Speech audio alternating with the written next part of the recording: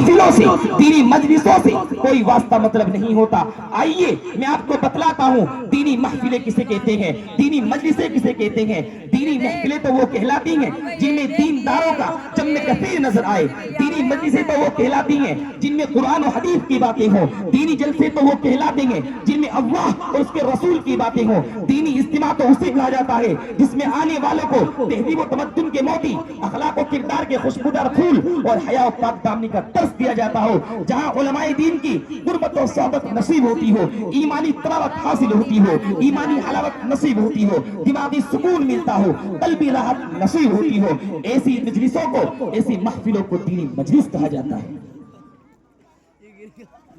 حضرات,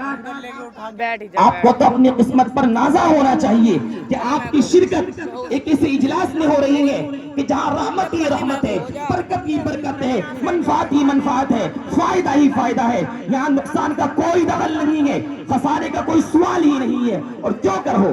کیونکہ یہ محفل کوئی دنیاوی محفل نہیں ہے,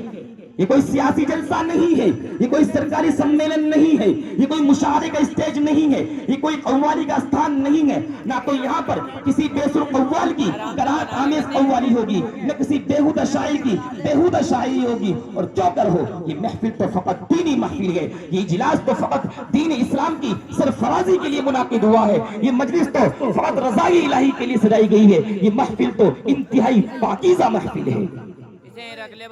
اللہ اللہ, اس محفل کے مقام کا کوئی اندازہ کر سکتا ہے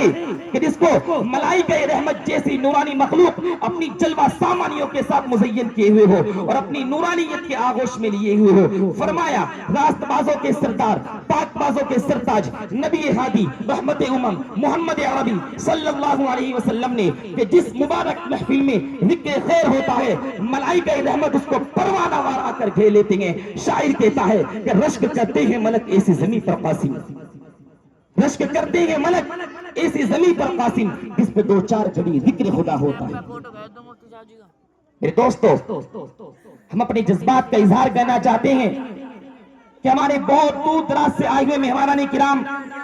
اور طویل مسافتوں کو طے کر کے تشریف لانے والے سامعین کی آواز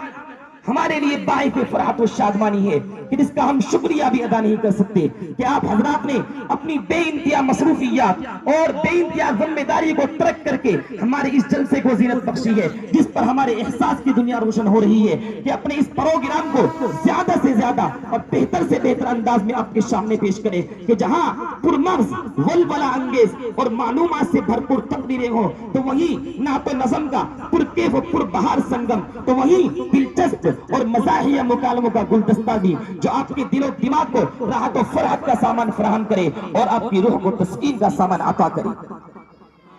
لہذا ہم نے اپنے اس پروگرام کو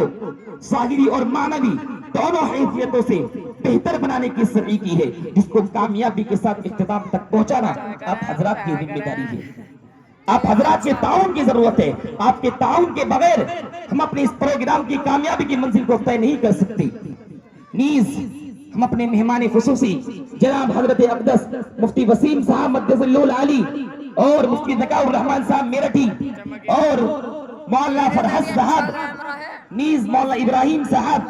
صدر جمعیت علماء ہند کے بے حد شکر گزار ہیں, جنہوں نے ہماری حقیر سی دعوت کو قبول فرما کر اپنا ہمہ جہتی تعاون دے کر مخلصانہ دعاؤں سے بھی نوازا. ہم امید کرتے ہیں کہ آپ حضرات آخر تک ہمارے دوش بدوش رہ کر اس جلسے کو کامیاب کرنے کی سعی کریں گے, کوشش کریں گے. کیونکہ اس مجلس کی کامیابی آپ کے ہاتھوں میں ہے. اگر خدا نخواستہ کہ اجلاس ناکام ہوتا ہے تو ہم اس کو اپنی کمی اور کوتاہی سمجھیں گے, اور اگر یہ اجلاس کامیاب ہوتا ہے تو اس کا سہرا, اس کی کامیابی کا سہرا آپ حضرات کے سر ہوگا. میرے دوستو, اب ہم اپنے اجلاس کا باقاعدہ